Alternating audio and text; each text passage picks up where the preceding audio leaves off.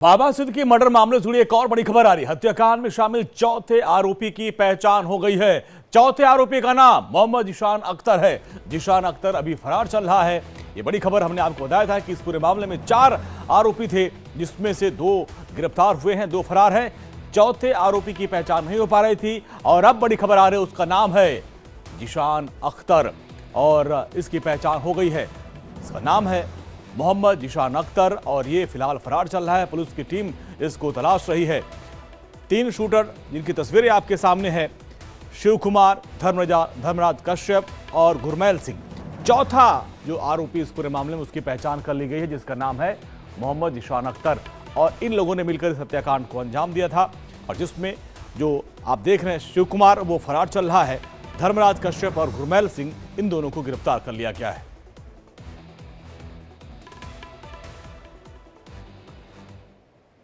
सिद्ध की हत्याकांड के बाद एक्शन में मुंबई पुलिस। सलमान खान के घर के बाहर की सुरक्षा बढ़ा दी गई है। भारी संख्या में पुलिस फोर्स को वहां पर तैनात कर दिया गया। ये बहुत बड़ी खबर आपको बता दें कि इस पूरे मामले को लेकर, जैसा कि लॉरेंस गैंग का नाम सामने आ रहा है, इसके बाद से सलमान खान की सुरक्षा बढ़ा दी गई है, क्योंकि हत्याकांड के 22 घंटे बाद जो एक पत्र आया जिसमें कहा गया था कि इस हत्या की जिम्मेदारी लॉरेंस बिश्नोई गैंग लेता है और उसमें साफ साफ लिखा गया था कि सलमान खान और दाऊद का साथ जो भी देगा उसके साथ यही अंजाम किया जाएगा। इसके बाद से सलमान खान के घर के बाहर की सुरक्षा व्यवस्था बढ़ा दी गई है। इसके पहले भी जब उनके घर पर फायरिंग की गई थी, उनकी सुरक्षा अतिरिक्त बढ़ाई गई थी, लेकिन अब इस पूरे इलाके की, उनके घर के बाहर की सुरक्षा व्यवस्था को बढ़ा दिया गया है। और इस हत्याकांड के बाद से सलमान भी परेशान है। और ग्राउंड जीरो पर हमारे संवाददाता अभिषेक हैं, एक अपडेट आप तक पहुंचा रहे हैं कल से ही। अभिषेक, इस वक्त आप सलमान खान के घर के बाहर है और कहा जा रहा है कि वहां की सुरक्षा बहुत बढ़ा दी गई है। तस्वीरें दिखाएं और बताएं अपडेट क्या है। बिल्कुल सही कहा आपने। बिल्कुल सलमान खान के घर के बाहर ही मौजूद हूँ, जो बांद्रा में जो उनका गैलेक्सी अपार्टमेंट है, उस गैलेक्सी अपार्टमेंट के बाहर। और सुरक्षा व्यवस्था बिल्कुल बहुत अधिक बढ़ा दी गई। सुरक्षा व्यवस्था बढ़ाने का सबसे बड़ा कारण देखिए है कि जिस तरीके से पुलिस से भी मान लिया है, क्योंकि थोड़ी देर पहले ही पुलिस की तरफ जो डीसीपी डिटेक्शन क्राइम की तरफ से हैं, उन्होंने बात करते हुए साफ साफ बताया है कि हम लॉरेंस बिश्नोई एंगल पर भी जांच पड़ताल कर रहे हैं और सबसे खास बात है सलमान खान एंगल पर जांच पड़ताल कर रहे हैं। मतलब साफ हो जाता है कि इस पूरे मामले पर जिस तरीके से बात सामने लगातार आ रही थी, सलमान खान को धमकी देने वाली बात, आपको पता है कि वही जगह है पीछे जो देख रहे हैं कि जहां पर कि सुबह सुबह सलमान खान के घर पर फायरिंग की गई थी, जिसमें से कई लोग गिरफ्तार हुए अब तक। तो कहीं न कहीं इस पूरे मामले पर लगातार बड़ी कार्रवाई पुलिस की तरफ से हुई है। हम आपको तस्वीरें के माध्यम से बिल्कुल मौका दिखाना चाहेंगे कि आखिरकार किस तरीके से देखिए है यह जो तस्वीरें आप देख रहे हैं, कि देखिए यह जो घर के जो तस्वीर है, घर की तस्वीर दिखा दो थोड़ा सा। यह तो तस्वीर आप देखिए घर का, जो कि बांद्रा में गैलेक्सी अपार्टमेंट है। आप देखिए कि यह जो गेट है, या जो मेन गेट है लगा खुलता है तो सिर्फ उनके लिए खुलता है, यहाँ पर कोई और नहीं आ सकता है। इसके अलावा देखिए घर के बाहर इतना ही नहीं, बल्कि घर के अंदर और साथ ही साथ सोसाइटी के अंदर जो गेट खुल रहा है, ये जो गेट खुल रहा है, यह गेट सिर्फ उनकी सोसाइटी के जो उनकी सुरक्षा गार्ड के लोग उनके लिए खुला करता है। और उतना ही नहीं, बल्कि जो आप देख रहे हैं, जो बिल्डिंग देख रहे हैं, यही गैलेक्सी अपार्टमेंट जैसा देख सकते हैं। इसी गैलेक्सी अपार्टमेंट में सलमान खान का पूरा परिवार, उनके पिता सलीम खान और वह रहा करते हैं। और इस तरीके से यहाँ पर पूरी तरीके से बड़े पैमाने पर यहाँ पर सुरक्षा व्यवस्था घेरा और बढ़ा दी। जब से हालांकि घर पे जो उनकी फायरिंग हुई है, उसके बाद से सुरक्षा व्यवस्था बढ़ा दी गई। लेकिन अब क्योंकि एक बाबा सिद्दीकी उनके बहुत खास दोस्त रहे, उनकी हत्या हो गई है, तो और उसने जिसकी वजह से सुरक्षा व्यवस्था का बहुत अधिक बढ़ा दी गई है। अब देखिए, अगर मैं दिखाऊं आपको, देखिए करके कि देखिए यहाँ पर पुलिस की बड़ी बैन यहाँ पे लगातार है और पुलिस की एक तो नहीं कई यहाँ पे जवान मौजूद हैं और जवान यहाँ पर हमेशा 24 घंटे के लिए लगा दिया है, ताकि यहाँ पर भी कोई भी अनहोनी हो, कोई भी ऐसी चीजें हो, काल प्रभाव से निपटने में यहाँ पर दिक्कत ना हो। अब उसके अलावा देखिए कि यहाँ पर एक बकायदा एक टेम्पररी चौकी बना दी गई। हालांकि आप देखिए मेन रोड है यहाँ पर, लेकिन ये चौकी बनाई गई इसलिए बनाई गई सुरक्षा व्यवस्था के चाक चौबंद इंतजाम यहाँ पर हो। हमेशा यहाँ पुलिस के आला अधिकारी, क्योंकि यहाँ पर कांस्टेबल लेवल पर नहीं बल्कि पीआई लेवल के अधिकारी यहाँ पर हमेशा मौजूद रहते हैं, तो हम अपने असलहों के साथ, ताकि यहाँ पर गाड़ियों के साथ, ताकि कहीं पर भी कोई अगर यहाँ पर कोई ऐसी चीजें होती है तो तत्काल प्रभाव से उसको निपटने में करके। तो यह जो देख तस्वीरें आप तस्वीरें शिशु की किस तरीके से यहाँ पर बड़ी संख्या में सुरक्षा व्यवस्था के चाक चौबंद यहाँ पे इंतजाम किए गए चौतरफा। अब देखिए घर के अंदर तो है ही है, देखिए घर के बाहर अब देखिए चौतरफा, इसलिए मैं एक तरफा नहीं दिखा रहा हूँ, आपको चारों तरफ दिखा रहा हूँ। देखिए कि ये जो चारों तरफ अगर गेट के ठीक अगर गेट पे बात करें, देखिए गाड़ी गेट के ठीक बगल में खड़ी है, उसमें लगातार पुलिस के जवान और अधिकारी लगातार मौजूद रहते हैं असलहों के साथ, कि अगर कहीं भी कोई अगर अवैध या कहीं कुछ संशयित गतिविधि दिखे तो तत्काल से निपटने में कामयाब हो। और जो गेट जो देख रहे हैं आप, ये gate Salman Khan Galaxy apartment का, इसी से सलमान खान अभी थोड़ी देर पहले ही यहाँ पे पहुंचे हैं, और इसलिए पहुंचे हैं क्योंकि वह बाबा सिद्दीकी के अंतिम दर्शन करने के लिए घर पर गए हुए थे, जो बंदा है उनके घर पर रखा है, जो कि थोड़ी देर बाद उनको सुपुर्द करने के लिए मरीन लाइन्स का जो कब्रिस्तान है उनको ले जाया जाएगा, और उस जगह पर उनका अंतिम संस्कार जो कि उनको दफनाया जाएगा। तो यही अभी पूरे लश्कर के साथ जितनी भी उनकी जो गाड़ियां जाया करती थी पहले, उस तरीके से गाड़ियां बल्कि और अधिक बढ़ा दी गई है, ताकि कहीं पर भी सुरक्षा व्यवस्था में कोई चूक न रहे, या भरपूर ध्यान रखा जा रहा है। तो आप देख सकते हैं कि सुरक्षा व्यवस्था का किस तरीके से बड़ा इंतजाम सलमान खान के घर के अंदर आसपास सब किया गया है। इतना ही नहीं, आपको बता दें कि सलमान खान को यह भी कहा गया है पुलिस की तरफ से कि कहीं भी अगर जाते हैं तो चलिए अभिषेक, आपके पास आएंगे, आपकी आवाज हम तक नहीं पहुंच पाई, लेकिन आपने वो एक्सक्लूसिव तस्वीरें दिखाई किस तरीके से सलमान खान के घर के बाहर सुरक्षा व्यवस्था बढ़ा दी गई, टेम्परेरी पुलिस चौकी तक वहां पर बना दी गई है। एक गाड़ी घर के पिछले गेट पर, एक पीसीआर वैन है, इसके अलावा पुलिस की वैन वहां पर खड़ी हुई है, यानी सुरक्षा चाक चौबंद है। आगे बढ़ते एक और खबर बताएं, अभिषेक के पास फिर चलेंगे। 21 अक्टूबर तक पुलिस रिमांड में गुरमेल सिंह रहेगा, इनको कोर्ट में पेश किया गया, जिसके बाद पुलिस ने इनकी रिमांड मांगी थी, और अब बड़ी खबर आ रही है कि कोर्ट ने आरोपी गुरमेल सिंह को रिमांड पर भेज दिया है। 21 अक्टूबर तक मुंबई की क्राइम ब्रांच इनसे पूछताछ करेगी, और अब मास्टरमाइंड कौन है इसकी हर कोई इसके बारे में जानना चाहता है। अब तक पहुंचने की कवायद की जाएगी। अभिषेक हमारे साथ, हमारे संवाददाता अभिषेक, गुरमेल के बारे में कहा जा रहा है कि उसको 21 अक्टूबर तक पुलिस के रिमांड में भेजा गया है। बाकी जो एक और आरोपी था जो कह रहा था कि मैं नाबालिग हूं, उसके बारे में क्या अपडेट? बिल्कुल, जिसका नाम धर्मराज है, जो धर्मराज कश्यप, जो धर्मराज राजेश कश्यप, जो कि जिसकी उम्र 19 साल बताई गई थी पहले पुलिस की तरफ से, लेकिन वह कोर्ट पे अपने आप को 17 साल का बताता है, और नाबालिग बताने को लेकर ही वकील की तरफ से ऑब्जेक्शन लिया कि वह 17 साल का, उसके लिए उसका आधार कार्ड भी कोर्ट में दिखाया, और इसके बात को लेकर कोर्ट ने एक बार फिर से पुलिस से कहा कि उसके तमाम जो डिटेल्स हैं एक बार फिर से कोर्ट पे पेश हो, उसके बाद उसके हिसाब से उसको पीसी देना है, जुर्नल कोर्ट पे जुर्नल जैसे कस्टडी में भेजना है, यह देखा जाएगा। तो उसके बारे में अब तक कोर्ट की तरफ से फैसला ले लिया गया है, लेकिन दूसरा जो बड़ा जो आरोपी है उसके फैसला ले लिया गया, और उसको 21 अक्टूबर तक पुलिस कस्टडी में भेज दिया गया।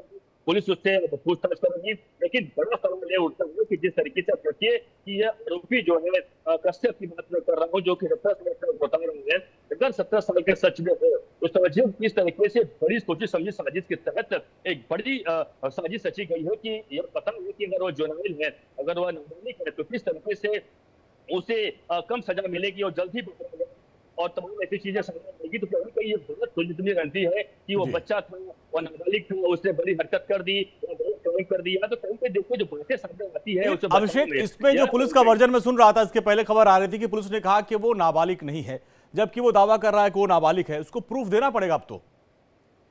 बिल्कुल, देखिए यही बात है कि चूंकि मामला जाहिर की बात है कि जो गुरनेल और साथ ही साथ अगर कश्यप की बात करें, बिल्कुल देखिए पुलिस को देना ही पड़ेगा प्रूफ। जो तौर पर जो आधार कार्ड दिया गया है, देखिए आधार कार्ड एक प्रूफ के तौर पर नहीं हो सकता है। आधार कार्ड आपको पता है कई बार किस तरह के फर्जी आधार कार्ड बन जाते हैं आजकल, और उस फर्जी आधार कार्ड कई सारे डॉक्यूमेंट्स के अंदर चीजें हो जाती हैं। तो उस को लेकर पुलिस ने ऑब्जेक्शन भी जताया कोर्ट में कि जो चीजें हैं कोर्ट में पुलिस की तरफ से वकील की तरफ से यही कहा गया कि आप देख सकते हैं, देखने से कोई भी नहीं कर सकता कि 19 साल से कम है। तो लेकिन उसके बाद जो आधार कार्ड दिया गया उसे बताने का प्रयास किया गया कि 17 साल का है। यही कारण है कि कोर्ट ने कोई फैसला नहीं सुनाया। कोर्ट ने कहा कि एक बार फिर हमारे पास आइए और जो भी इसके एज को लेकर जो भी कंफ्यूजन है उसको दूर करिए, उसको लेकर एक बार फिर से आइए, उसके बाद हम आपको पुलिस कस्टडी देंगे। तो कुछ देर के लिए कर सकते हैं, मामला चल रहा हो सकता है थोड़ी देर बाद कोर्ट में उसको फिर से प्रोड्यूस किया जाए और पुलिस कस्टडी उसे भी 21 अक्टूबर तक मिल सकती है। लेकिन अगर जुवेनाइल है, अगर वो नाबालिग है, तो समझिए कि एक इसके पीछे बड़ी साजिश रची गई है और साजिश रचने के बाद उन्हें इस बात की जानकारी होगा कि जुवेनाइल होगा। लेकिन चूंकि किसी की हत्या की है, सोची समझी रणनीति के तहत हत्या किया है, तो इसके लिए जाहिर बात है कई सारे कानून है, उस कानून अपना काम करेगा। लेकिन ही जो एक बड़ा उसने कोर्ट के में अपना खुलासा किया है और अपने बचाव में कहीं तो कहा गया कि वो नाबालिग है, यह बड़ी बात अब तक सामने आई है। ठीक है, चलिए अभिषेक, बहुत बहुत शुक्रिया इस पूरी बातचीत अपडेट के लिए। आपके पास आएंगे, बहुत बहुत शुक्रिया। चले आगे बढ़ते एक और बड़ी खबर। यूपी के बहराइच पहुंची है मुंबई पुलिस। बाबा सिद्दीकी के हत्यारे शिव कुमार के गांव पहुंच चुकी है पुलिस की टीम, जहां परिजनों और गांव वालों से पूछताछ की जा रही है और यही वो फरार शिव कुमार है जिसकी तलाश की जा रही है। और कश्यप जो उसी गांव का लड़का था जिसको लेकर पुणे उसने बुलाया था। अब इस पूरे मामले में यूपी कनेक्शन दिख रहा है। बहराइच पहुंच चुकी है और यहां पर अब आगे पूछताछ की जा रही है। बहराइच के आरोपी शिव कुमार के गांव इंडिया डेली की टीम भी पहुंची और उसके परिवार से मुलाकात की और वहां से क्या खबर निकली, देखिए हमारे संवाददाता की रिपोर्ट। मुंबई में एनसीपी लीडर बाबा सिद्दीकी की हत्या के बाद उत्तर प्रदेश के बहराइच का नाम प्रमुखता से लिया जा रहा है और बहराइच का गंडारा क्षेत्र यानी कि जहां के धर्मराज कश्यप और शिव कुमार गौतम, ये दो लड़के बताए जा रहे हैं, ये दोनों शार्प शूटर बताए जा रहे हैं और ये भी बताया जा रहा है कि इन्हीं दोनों ने बाबा सिद्दीकी की हत्या की है। हम इस गांव में पहुंचे हैं, हमारे साथ प्रधान है, मौजूदा प्रधान है। प्रधान जी, आपके गांव के दो लड़कों का नाम प्रमुखता से लिया जा रहा है, एक धर्मराज कश्यप और दूसरा शिव कुमार गौतम उर्फ शिवा।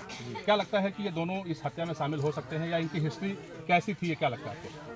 इनका कोई हिस्ट्री नहीं है। ये लोग बहुत ही सिंपल परिवार से हैं। दोनों परिवार को आवास मिला ग्रामीण, अत्यंत गरीब परिवार है और ऐसी घटना में नाम आना हमारे लिए बहुत नया है और मैं काफ़ी इससे चिंतित हूँ। इस तरह नाम मेरे गांव का आ रहा है और बाकी जांच हो रही है और जल्द ही इसका क्लियर हो जाएगा क्या इसमें हुआ।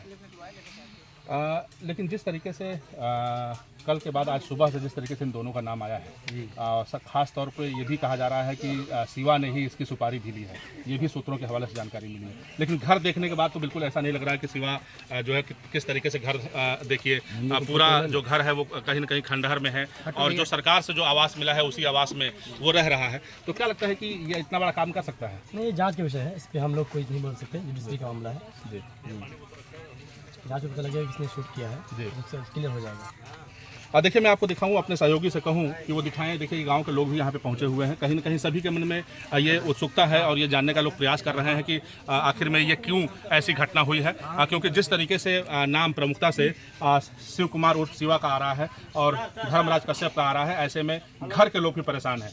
उनकी माता जी से भी हमारी बात हुई, उन्होंने भी कहा कि हमें जानकारी नहीं थी कि तकरीबन 8 दिन पहले ही उसकी माता से बात हुई थी और उसके बाद से उसकी बात नहीं हुई। सबसे बड़ी बात यह है कि कबाड़ का काम करने वाला, यानी मुंबई में इसको कहते हैं भंगार का काम करने वाला एक व्यक्ति कैसे लॉरेंस बिश्नोई गैंग के संपर्क में आया, कैसे उसने इतनी बड़ी वारदात को अंजाम दिया, ये तो जांच का विषय है। लेकिन गांव के लोग, घर के लोग बेहद परेशान हैं कि जिस तरीके से एक सामान्य जिंदगी जीने वाला युवक इतने बड़े गैंग के सदस्य में कैसे आया और कैसे उसने इतनी बड़ी वारदात को अंजाम दिया। Sanjay Mishra, India daily live, Bahraich.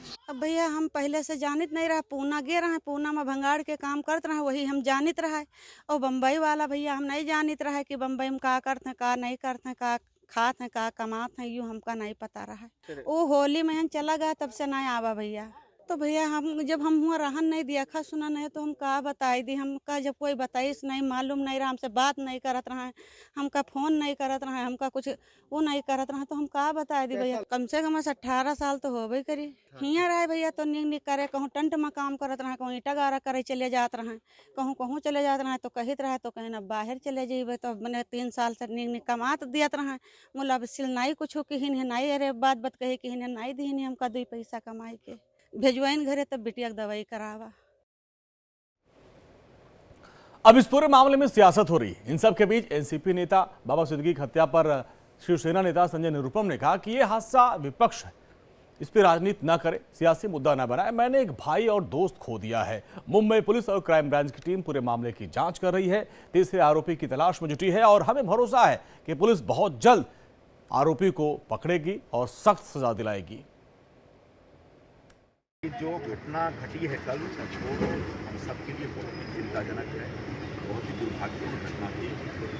बाबा भाई एक बहुत अच्छे इंसान, बड़े नेकदिल इंसान, हंसते रहने वाला इंसान, सबकी मदद करने वाला व्यक्ति और जो रैग्स टू रिचेस कहते हैं उस तरह के इंसान थे।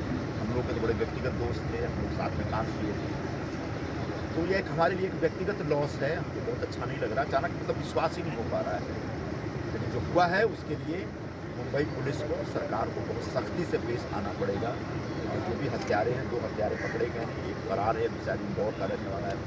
और मुझे बताया गया कि वो लगभग 1 महीने से कुर्ला में कोई फ्लैट लेकर रह रहे थे और उनकी रेकी कर रहे थे, तो उसको यहाँ लाने वाले कौन, उनको सुपारी देने वाले कौन, इन सब की जांच होनी चाहिए। और सबकी जांच के लिए मुंबई पुलिस और हमारा क्राइम ब्रांच बहुत सक्षम है, बहुत प्रोफेशनल टीम हमारे पास। इतना जल्दी उसकी छानबीन करें और पता लगाएं कि कौन से ग्रुप में कौन से लोग हैं जिन्होंने हमारे एक इतने अजीज दोस्त की जान ली। बाबा सिद्दीकी हत्याकांड पर महाराष्ट्र विधानसभा के अध्यक्ष राहुल नार्वेकर ने कहा कि जिन परिस्थितियों के चलते उनकी मौत हुई वो बहुत ही दुर्भाग्यपूर्ण है। मुझे विश्वास है कि सरकार बहुत सख्त कार्रवाई करेगी और कानूनी प्रक्रिया चल भी रही है। पुलिस अपना काम कर रही है और पुलिस पर किसी भी तरीके का दबाव बनाना ठीक नहीं है। बहुत ही दुर्भाग्यपूर्ण ऐसी घटना घटी है। बाबा सिद्दीकी जी हमारे विधिमंडल के इसके पहले हम साथ काम कर चुके हैं और ऐसे व्यक्ति का चले जाना ये बहुत ही दुखनीय है और जिस परिस्थिति में उनकी मौत हुई है वो बहुत ही दुखनीय है और सरकार इसके ऊपर गंभीर एक्शन लेगी, इसका मुझे पूरा विश्वास है। कानूनी प्रक्रिया चालू है। लॉ इम्प्लीमेंटिंग एजेंसी जो पुलिस है वो अपना काम कर रही है, उनके ऊपर दबाव डालना सही नहीं। एनसीपी नेता बाबा सिद्दीकी की हत्या पर एआईएमआईएम के प्रमुख ओवैसी ने शिंदे सरकार को कटघरे में खड़ा किया, आलोचना की। उन्होंने कहा कि मुंबई जो भारत की आर्थिक राजधानी है वहां जंगल राज चल रहा है। मुंबई पुलिस जो पूरे भारत में मशहूर है उसके रहते इस तरह की हत्याएं होना सरकार की नाकामी को दर्शाता है। इससे एक बात साफ जाहिर होती है कि महाराष्ट्र और बिलखुसूस मुंबई में जो भारत का फाइनेंशियल कैपिटल है वहाँ पर एक जंगल राज चल रहा है और बड़े अफसोस के साथ ये बात कहना पड़ता है कि मुंबई की पुलिस जो अपने प्रोफेशनलिज्म के लिए पूरे भारत में मशहूर है वहाँ पर इस तरह की हत्याएं हो रही हैं। तो इससे एक बात मालूम होती है कि वहाँ की शिंदे और फडणवीस की सरकार के पास कोई पॉलिटिकल विल नहीं है। वो पुलिस को बंद करके रखे हैं, उनको काम करना नहीं दे रहे। और तीसरा ये है कि उनको सिर्फ इलेक्शन की फ़िक्र है। महाराष्ट्र और मुंबई में जो आम जनता है उनकी सेफ्टी का उनको ना कोई पासो लिहाज है, ना उसका कोई प्रोग्राम है उनके पास। और एक 3 मरतबा के मिले और जो ख़ुद उनकी पार्टी के अलायंस में है, आप उसकी हत्या कर दी जाती है, जिसम में 3-3 गोलियां मारी जाती हैं। तो ये बड़ा ही दर्दनाक, अफसोसनाक और शिंदे और बीजेपी सरकार की सरासर नाकामी है ये। और इससे एक पैगाम मिलता है कि वहाँ पर कोई भी सुरक्षित नहीं है। और एक बड़ी खबर आ रही है, उत्तर प्रदेश में 10 सीटों पर होने वाले विधानसभा उपचुनाव को लेकर सरगर्मियां तेज हो गई है और इसको लेकर मुख्यमंत्री योगी आदित्यनाथ दिल्ली पहुंच चुके हैं और जहां गृह मंत्री अमित शाह, पार्टी के राष्ट्रीय अध्यक्ष जेपी नड्डा के साथ उनकी बैठक होगी, रणनीति तैयार किया जाएगा। इस बैठक में मुख्यमंत्री के अलावा दोनों डिप्टी सीएम भी शामिल होंगे और साथ ही बैठक में यूपी बीजेपी के अध्यक्ष भूपेंद्र चौधरी, प्रदेश संगठन महामंत्री धर्मपाल भी हिस्सा लेंगे। अभी तक चुनाव आयोग की तरफ से उपचुनाव की तारीखों का ऐलान नहीं किया गया है, लेकिन सियासी पारा चढ़ने लगा है उत्तर प्रदेश में। सूबे की सत्ता पर काबिज भारतीय जनता पार्टी, समाजवादी पार्टी मुख्य रूप से आमने सामने नजर आ रही है और राज्य की करहल, मिल्कीपुर, कटेहरी, कुंदरकी, गाजियाबाद, खैर, मीरापुर, फूलपुर, मझवा और सीसामऊ पर सीट पर उपचुनाव होना है। समाजवादी पार्टी इसमें से 5 सीटों पर जीत थी। उस वक्त आरएलडी और निषाद पार्टी की 1-1 सीटें थीं, जबकि बीजेपी को 3 सीटें उस वक्त मिली थी। लेकिन लोकसभा चुनाव में जिस तरीके से समाजवादी पार्टी ने बीजेपी को सबको चौंकाया, उसको देखते हुए समाजवादी पार्टी उत्साहित है और मुख्यमंत्री योगी आदित्यनाथ के लिए ये अग्नि परीक्षा मानी जा रही है। बीजेपी ने 9 सीटों के लिए कुल 27 नाम का एक पैनल तैयार किया है और जिस पर आज इस बैठक में फाइनल मुहर लग सकती है और माना जा रहा है कि सहयोगी दलों के लिए भी सीट दी जा सकती है और उसको लेकर आज चर्चा की जाएगी। सूत्रों के मुताबिक बीजेपी आरएलडी के लिए मीरापुर सीट छोड़ सकती है। खैर की सीट आरएलडी मांग कर रही है, बावजूद बीजेपी देने को तैयार नहीं है। बीजेपी की सहयोगी पार्टी निषाद पार्टी भी इस उपचुनाव में 2 सीट मांग रही है, कटहरी और मझवा। निषाद पार्टी चाहती है। दरअसल पिछली बार कटहरी सीट निषाद पार्टी के उम्मीदवार ने लड़ी थी, जबकि निषाद पार्टी के उम्मीदवार को भाजपा ने मझवा सीट से अपने सिंबल पर लड़ाया था और इसी आधार पर संजय निषाद ये दोनों सीट उपचुनाव में मांग रहे हैं। और हमारी सहयोगी आयुषी हमारे साथ जुड़ रही हैं। आयुषी, मुख्यमंत्री पहुंच चुके हैं, क्या अपडेट है और कब तक बैठक होगी? जी अंजनी, बिल्कुल मुख्यमंत्री आज करीब 3:30 बजे ही दिल्ली पहुंच चुके हैं और आपको बता दें अभी वो इसी यूपी सदन के अंदर मौजूद हैं और यहां से सीधे वो जेपी नड्डा के घर जाएंगे, जहां बैठक के लिए तमाम नेताओं को बुलाया गया है, जहां खुद गृह मंत्री भी उपस्थित होंगे। और ये बैठक कई मायनों में काफ़ी महत्वपूर्ण है। जिस तरीके से 10 सीटों पर उपचुनाव होने हैं और ऐसे में लोकसभा चुनाव के जो नतीजे आए थे, जो बीजेपी के लिए काफ़ी ज़्यादा चौंकाने वाले थे, जिन पर कई दिनों तक मंथन हुआ है, और आपको बता दें कि आज फाइनल जो लिस्ट है वो तैयार किया जाएगा। मौजूदगी मुख्यमंत्री की होगी। इसके साथ ही आपको बता दें, चाहे वो पार्टी के राष्ट्रीय अध्यक्ष हो जेपी नड्डा हो या गृह मंत्री अमित शाह हो, और साथ में दोनों डिप्टी सीएम, प्रदेश अध्यक्ष और संगठन महामंत्री, इन सबके मौजूदगी में आज नाम फाइनल किए जाएंगे कि आखिर कितने सीटों पर, क्योंकि सहयोगी दलों को भी साथ लेकर चल रही है बीजेपी या नहीं, ये भी आज पता चल जाएगा। लेकिन ऐसे में ये बैठक काफ़ी महत्वपूर्ण है। अभी मैं जहाँ मौजूद हूँ इसके ठीक पीछे आप देख सकते हैं, यहाँ पे आपको योगी आदित्यनाथ का पूरा जो काफिला है वो नजर आ रहा होगा। और जैसे ही मुख्यमंत्री योगी यहाँ से निकलेंगे, वो सीधे जेपी नड्डा के घर जाएंगे और तमाम जो सीटें, जो 27 सीटों का जो लिस्ट योगी आदित्यनाथ ने तैयार किया है, क्योंकि जिस तरीके से आपको बता दें उपचुनाव की तैयारी बहुत पहले से चल रही है बीजेपी की, क्योंकि ये जो 10 सीटें हैं काफ़ी महत्वपूर्ण रखती है बीजेपी के लिए। लोकसभा चुनाव में नतीजे आने के बाद कहीं ना कहीं समाजवादी पार्टी का भी कॉन्फिडेंस काफ़ी बूस्टअप हुआ है। तो इन तमाम चीज़ों को देखते हुए बीजेपी हर एक सीट पर बेहतर उम्मीदवार रखने की जो प्रयास है वो करेगी। और ऐसे में आपको बता दें, इससे पहले योगी आदित्यनाथ लखनऊ में अपने आवास पर उन्होंने जिला स्तर पे एक बैठक बुलाई थी, जहां पे हर सीट से 3 नाम जो हैं वो चुने गए थे और आज उन तमाम नामों पर चर्चा की जाएगी और जो 10 सीटों पर कौन चेहरे होंगे, सहयोगी दल को कौन सी सीट दी जाएगी, इस पर भी फाइनल रिजल्ट आ सकता है। बिल्कुल, यानी 27 नाम वहां से लेके आया गया, इस पर आज आलाकमान की फाइनल मोहर लगना है। लेकिन आज ये जो चुनाव है, ये मुख्यमंत्री योगी आदित्यनाथ की भी अग्नि परीक्षा है, क्योंकि बीजेपी कह रही पिछली बार तो 3 हम जीते थे और 2 सहयोगी थे, लेकिन इस बार हम 10 की 10 सीट जीतेंगे।